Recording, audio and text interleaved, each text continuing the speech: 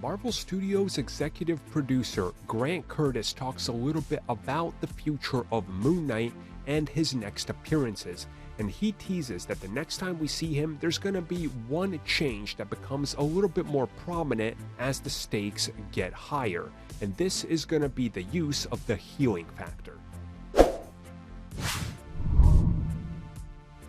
Moon Knight Season 1 did a pretty decent job of showing us what exactly Moon Knight can do in terms of his powers, but they never fully go on into exactly how all of it really affects him and just how much damage is done to him when he gets, well, stabbed right through his entire body.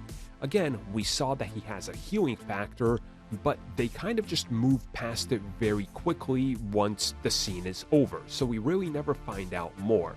Well, he said in a recent interview with the Phase Zero podcast that in upcoming appearances, they are going to go down that road, and that they are going to deal with more things like his gliding, his super strength, but also how exactly does the healing factor work, and what does it in fact do to his body? Because again, we just don't know.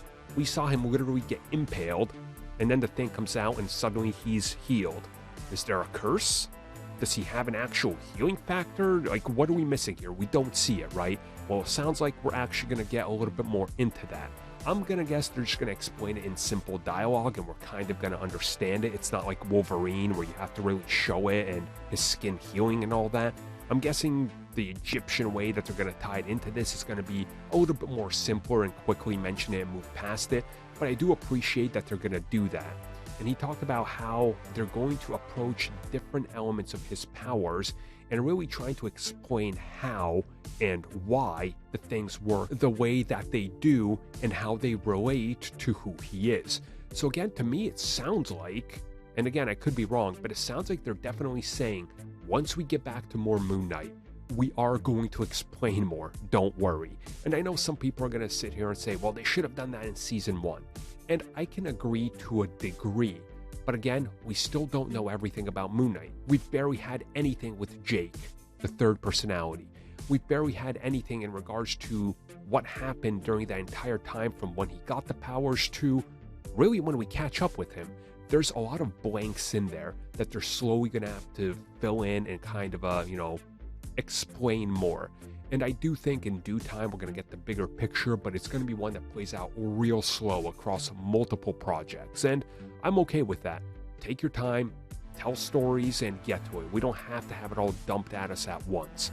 I personally appreciate that they didn't have a scene where Stephen Grant is like, okay, what's everything? And then you just have somebody sitting there giving him 6 minutes of exposition explaining his powers. It's like, guys, that's terrible. That's really bad writing.